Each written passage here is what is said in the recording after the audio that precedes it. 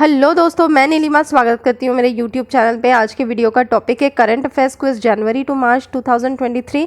ये पार्ट 6 है, last part है। और अगर आपने पार्ट 1, 2, 3, 4, 5 नहीं देखा होगा तो डिस्क्रिप्शन में लिंक मैंने डाला हुआ है, आप क्लिक करके देख सकते हैं। और भी मेरे कई सारे पीडीएफ्स है, उसकी भी लिंक मैंने दिया है डिस्क्रिप्शन में, जहां पर आप क्लिक करके डाउनलोड कर सकते हैं। और वीडियो अगर पसंद आता है तो प्लीज़ इसे लाइक, शेयर और सब्सक्राइब करना मत भूलिए। मेरा जो नेक्स्ट टॉपिक है वीडियो का वो है लिटरेचर एंड बॉलीवुड, तो वो भी एक बहुत इंपॉर्टेंट टॉपिक है जो कि ऑडिशंस में पूछा जा सकता है। तो प्लीज़ बेल आइकन ज़रूर प्रेस कीजिए ताकि मेरे आने वाले हर इंटरेस्टिंग जीके रिलेटेड वीडियोस की नोटिफिकेशंस आपको मिल जाएगी।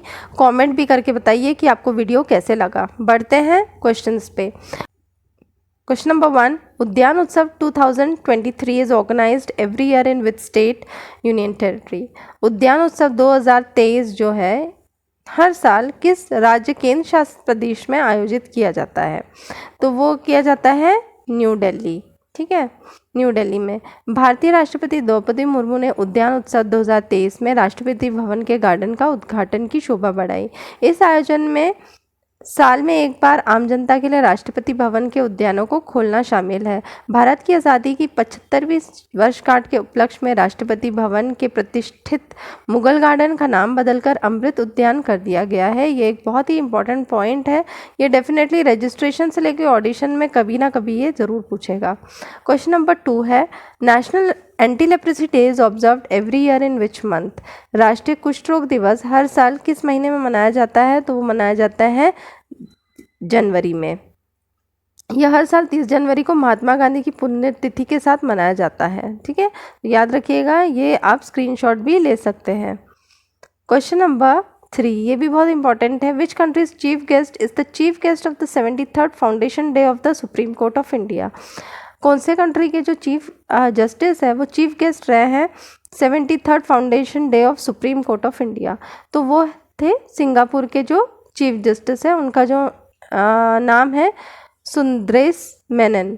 भारत के सर्वोच्च न्यायालय के 73वें स्थापना दिवस समारोह में मुख्य अतिथि के रूप में शामिल हुए थे।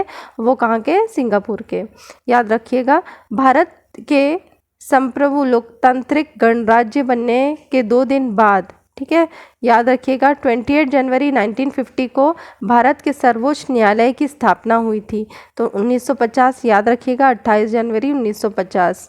ये एनटीसी क्वेश्चंस में भी पूछे जा सकते हैं। बढ़ते हैं नेक्स्ट क्वेश्चन पे। Ukaguru spiny throated reed frog which was seen in the news has been discovered in which country. समाचारों में दिखा गया Ukaguru spiny throated reed frog किस देश में खोजा गया है? तो वो है तंजानिया में।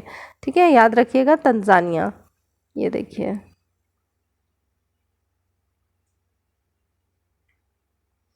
क्वेश्चन नंबर 5, ये भी बहुत इंपॉर्टेंट है। ईगल 44, ओघाप 44। ठीक है, याद रखिएगा इसका भी नाम और इसका भी नाम। ईगल 44 या ओघाप 44 is the first underground air force base of which country. Eagle 44 या ओघाप 44 किस देश का पहला भूमिगत वायुसेना अड्डा है? तो वो है ईरान का। ठीक है, ये आ सकता है क्वेश्चन। ये भी बहुत इंपॉर्टेंट है। ऑपरेशन आग is associated with which state. Operation आग किस राज्य की पुलिस से संबंधित है? तो वो है केरल की। केरल पुलिस ने हाल ही में ऑपरेशन आग के तहत विभिन्न आपराधिक मामलों में आरोपों में 113 लोगों को गिरफ्तार किया है। तो यह है Kerala. Question number 7, operation art was conducted recently by which institution. Operation art हाल ही में किस संस्था द्वारा संचालित किया गया था? तो वो है रेलवे सुरक्षा बल। ये भी याद रखिएगा, ये भी ऐसे क्वेश्चंस पूछे जाते हैं ऑडिशंस में। मानव तस्करी के पीड़ितों की पहचान करने और उन्हें बचाने के लिए हाल ही में रेलवे सुरक्षा बल जो है द्वारा ऑपरेशन जो है आहट चला गया था। रेलवे प्रोटेक्शन फोर्स, याद रखिएगा, रेलवे सुरक्षा बल। क्वेश्चन नंबर 8, ये भी बहुत इंपॉर्टेंट है। ये डेफिनेटली इस टाइप के जो क्वेश्चंस हैं वो ऑडिशंस में पूछे जाते हैं। Aaron Finch who announces retirement from international cricket is from which country.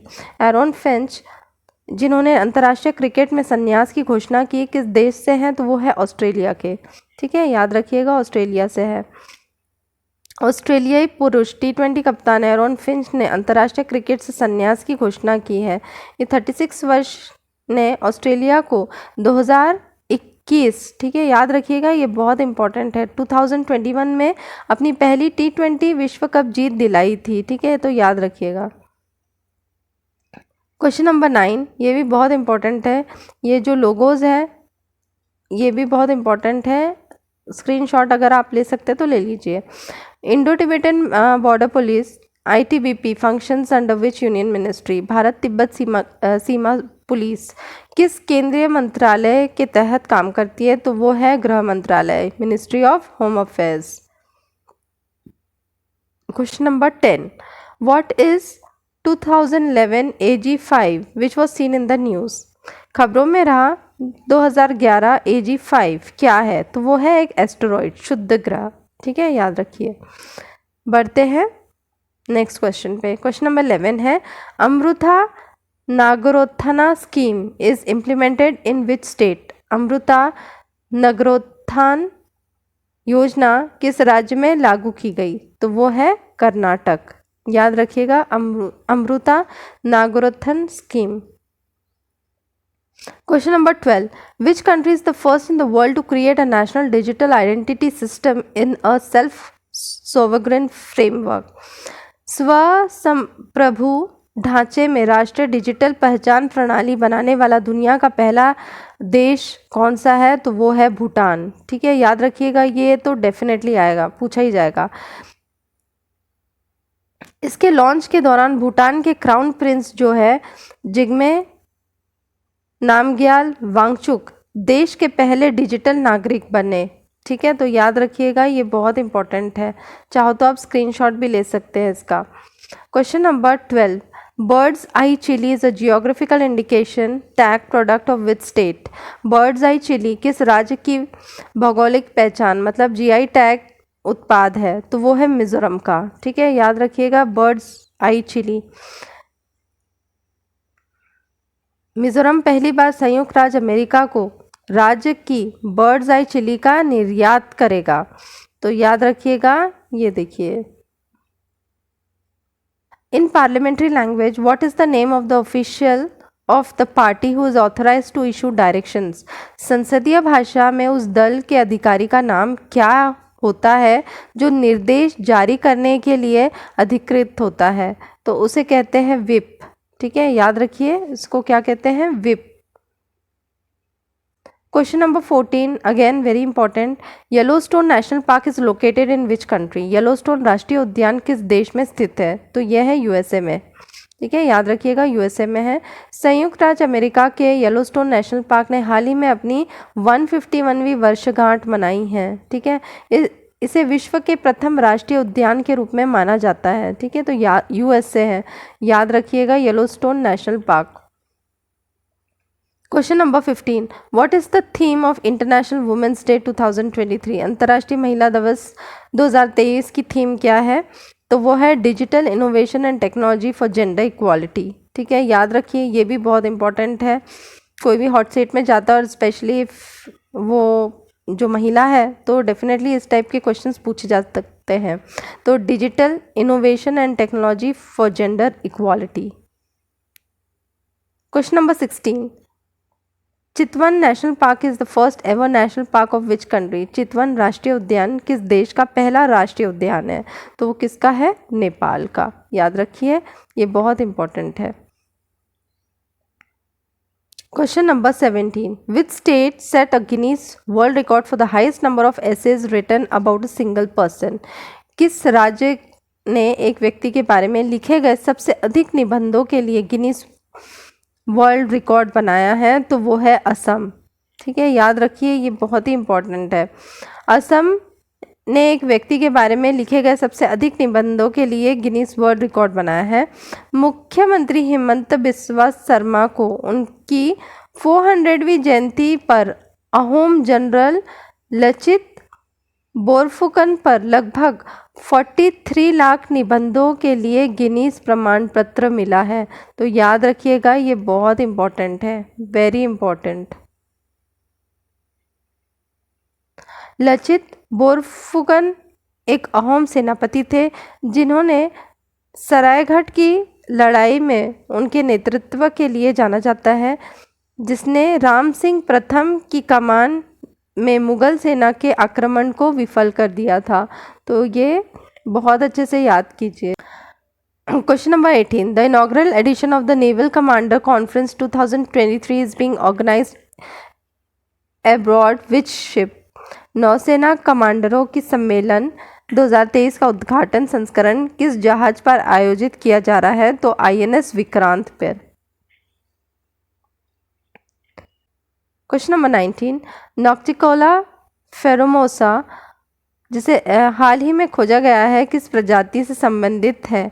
तो यह है एक तिलचट्टा, मतलब कॉकरोच। ये देखिए।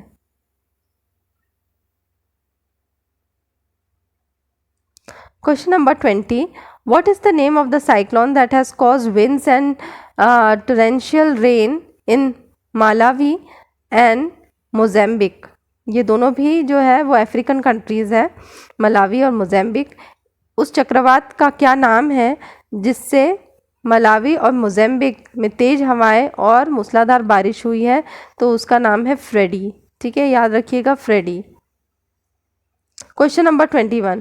With reference to defense, what is Vayulink which was seen in the news recently? रक्षा के संदर्भ में वायुलिंक क्या है जो हाल ही में समाचारों में देखा गया है? तो वो है एक डेटा लिंक सिस्टम। क्या है वो? एक डेटा लिंक सिस्टम है। Gahirmatha marine sanctuary is located in which state और यूनियन टेरिटरी? गहीरमाथा समुद्री अभयारण्य किस राज्य या केंद्र शासित प्रदेश में स्थित है? तो वो है उड़ीसा में है।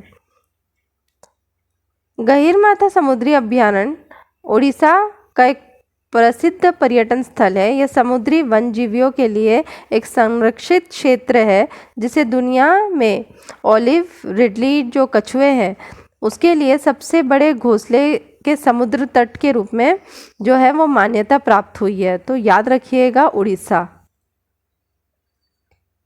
Question number 23.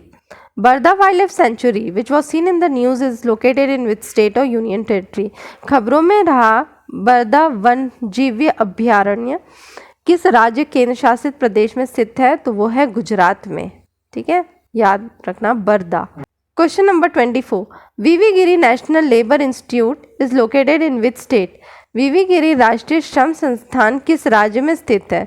तो वो है उत्तर प्रदेश में। Question number 25. Lakkhi Mela is organise in which state और यूनियन टेरिटरी? लक्खी मेला किस राज्य केंद्र शासित प्रदेश में आयोजित किया जाता है? तो वो किया जाता है राजस्थान में। लक्खी मेला जिसे कैला देवी चैत्र मेला भी कहा जाता है। ठीक है, लक्खी मेला को जो है जिसे कैला देवी चैत्र मेला भी कहा जाता है, राजस्थान के करौली जिले में आयोजित किया जाता है। तो Rajasthan is the correct answer. Question number 26. Which countries researchers have taken pictures of upward lightning phenomenon? किस देश के शोधकर्ताओं ने अपवर्ड लाइटनिंग घटना की तस्वीरें ली है? तो वो है ब्राज़ील ने। ये देखिए, ब्राज़ील।